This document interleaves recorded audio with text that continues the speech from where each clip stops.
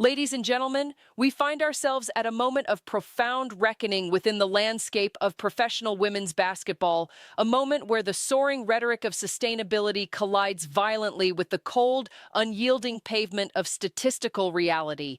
We are compelled to turn our analytical gaze toward the trajectory of the 3x3 League known as Unrivaled, a venture spearheaded by Breanna Stewart and Nafisa Collier.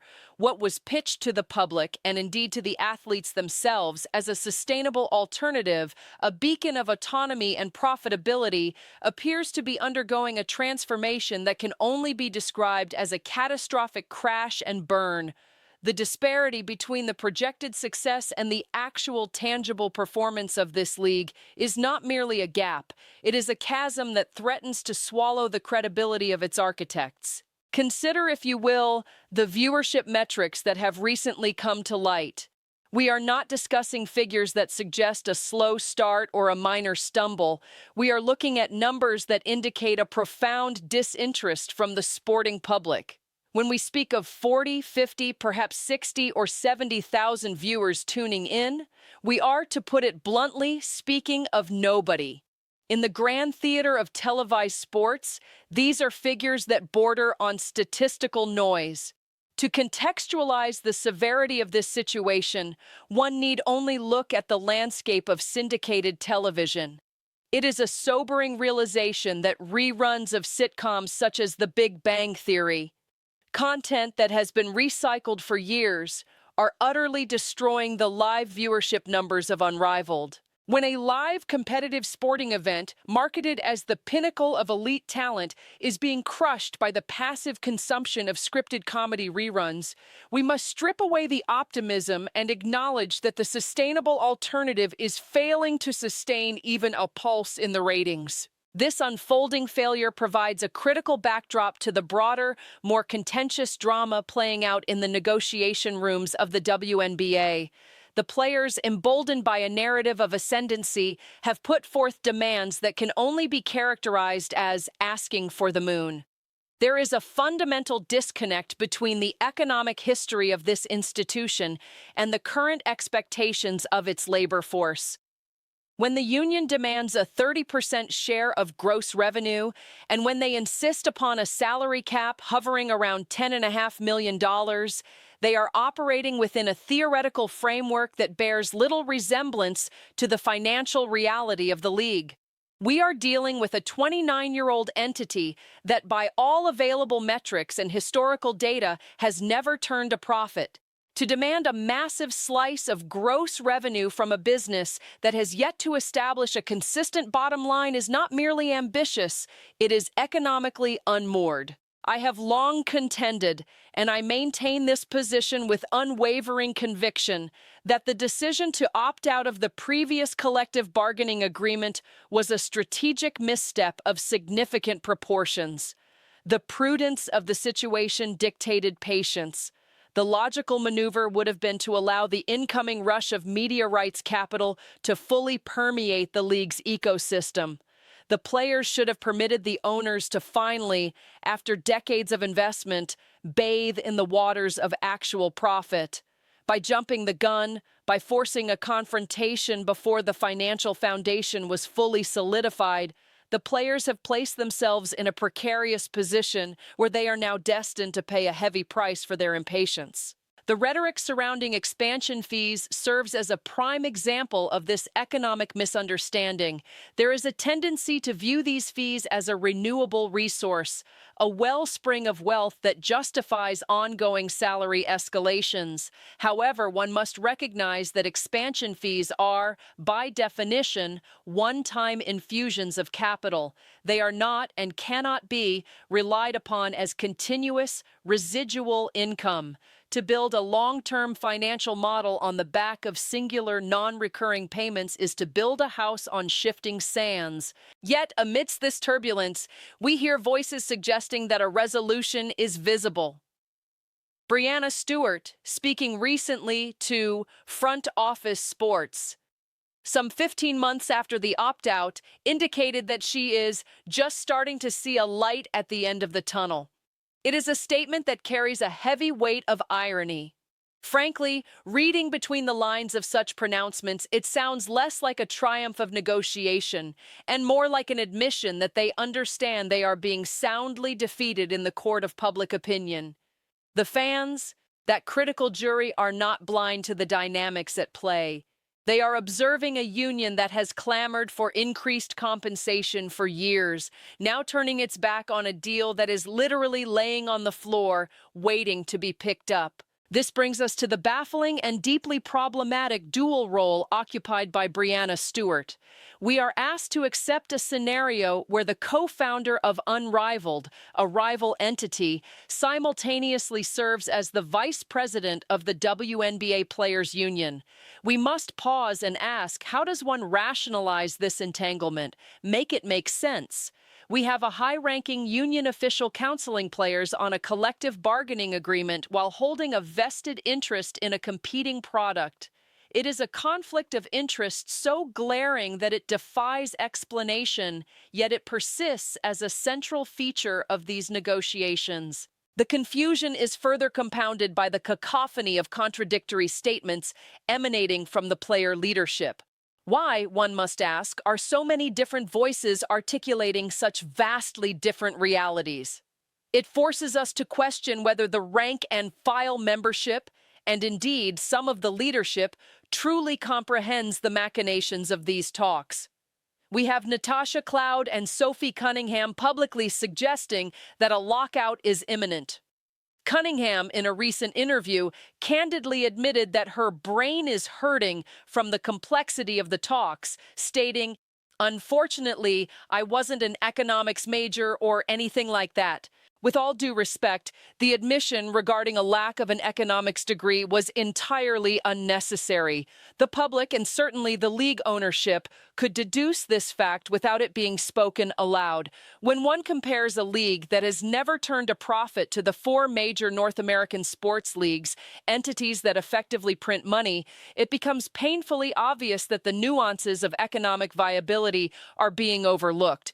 We understand that the intent is to negotiate in good faith, but the demands for 30% of gross revenue from a historically unprofitable entity signal a profound lack of economic literacy.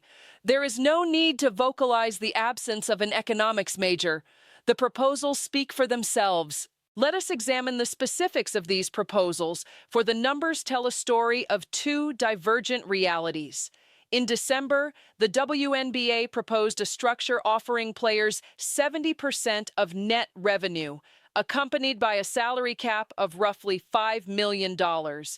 This is a model predicated on profit sharing, a system where players benefit when the league succeeds. In stark contrast, the union's counter-proposal demands 30% of gross revenue and a salary cap more than double that figure at $10.5 million. The distinction between gross and net is not a trivial accounting detail. It is the difference between solvency and ruin. It is only fair, by any reasonable standard of business, that revenue sharing be contingent upon the existence of profit. The WNBA is not the NBA. It is not Major League Baseball. It is not even the NHL, which commands a media rights portfolio vastly superior to what is currently on the table for women's basketball. The league's reaction to this counter-proposal has been a silence that screams volumes. They have not countered. They have not acknowledged it as a serious starting point. Reports from ESPN indicate that the league's internal projections suggest the union's proposal would result in $700 million in losses. When the other side of the negotiating table refuses to even acknowledge your offer, they are communicating a very specific message. They view the proposal not as a negotiation, but as a joke. They are telling you that such a structure is simply not going to happen. Compounding the pressure on the unrivaled league and the union's leverage is the recent maneuvering by NBA Commissioner Adam Silver. In a statement delivered in Berlin that can only be described as a masterstroke of timing and strategy, Silver articulated the NBA's ambition to launch a women's league in Europe following the establishment of a men's version. "We'd ultimately like to do a women's league in Europe if we can figure out the correct model," he stated. For the unrivaled league, this is the sound of a looming existential threat. If the NBA throws its weight behind a European counterpart, the prospects for unrivaled are effectively decimated. It is a signal that the competition for talent and eyeballs is about to become exponentially more fierce. There remains a persistent and frankly irritating narrative regarding financial transparency. The union and sympathetic outlets like Front Office Sports frequently cite the lack of full transparency around team books as a major point of contention. We must stop this line of reasoning. The implication that the NBA and WNBA owners are hiding vast sums of money is a conspiracy theory that does not hold water. To print such assertions is to display a bias so profound that it compromises journalistic integrity. The owners have been transparent about the losses because the losses are real. The assertion that there is hidden treasure being withheld from the players is a fallacy that poisons the well of negotiation. Even Breanna Stewart, in her optimism, admits that there is a long road ahead. She acknowledges that they have a lot of things to kind of figure out, including the formula for valuing players while ensuring the league remains set up for success. She speaks of hoping for positive change a little bit later down the line once we get our affairs in order. Meanwhile, Adam Silver maintains the posture that they are doing whatever is necessary to get the deal done and are available at any point. But let us return to the tangible, undeniable reality facing the players right now. We are talking about athletes who, in the most recent season, may have earned $100,000. They are now standing in a room where a deal is lying on the floor, a deal that offers a league average of 5 times that amount. We are discussing a scenario where, by the end of this proposed CBA, players could be making nearly $2 million a year. It is just sitting there. At what point does the cognitive dissonance break? At what point does the player who is the 7th person in the rotation or the 8th player at the end of the bench, the athlete playing 12 minutes a game, look at the situation and ask, what are we doing?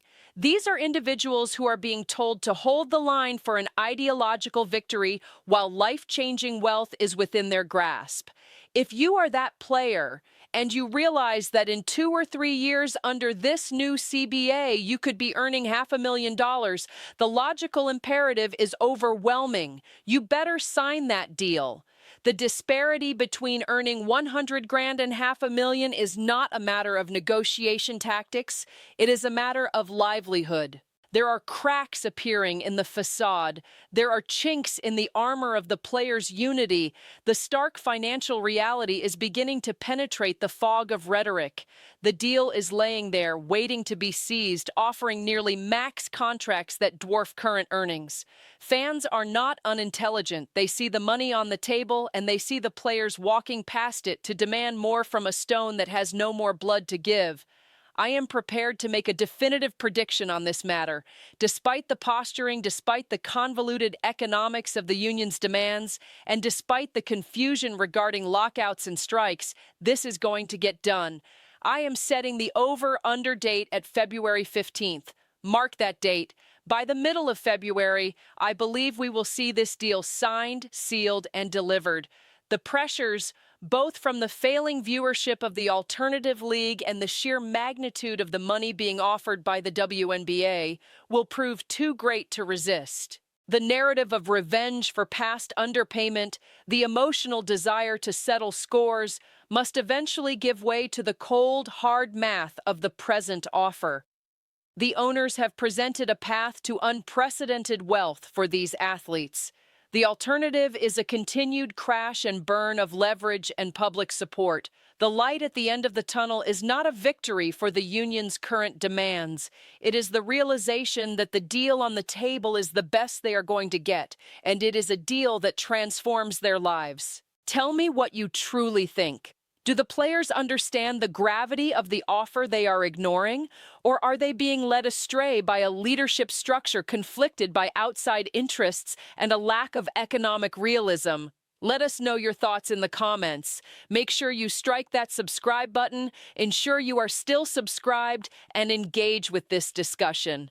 Check out the exclusive member content for a deeper dive into these figures. This is a pivotal moment in sports history, and the clock is ticking toward that February deadline.